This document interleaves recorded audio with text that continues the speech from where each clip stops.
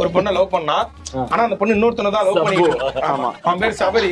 சாட்டா சப்பு. சாட்டா சப்பு. அவனு ஓகேன்னு. நீங்க சப்புன்னு கூப்பிடுங்களேன். ஆனா சும்மா சப்புன்னு கூப்பிடுங்க. சப்பு. ஓகே. முதல்ல ஒரு பொண்ணு ஒரு பையனும் லவ் பண்ணிட்டு இருந்தாங்க. இல்ல வேற ஒருத்தன். இவன் சைடிஸா உள்ள வந்தான்.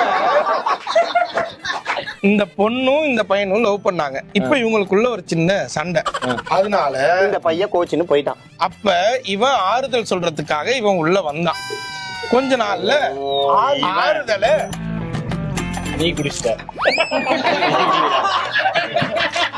ஆறுதல இப்படி சொன்னான்.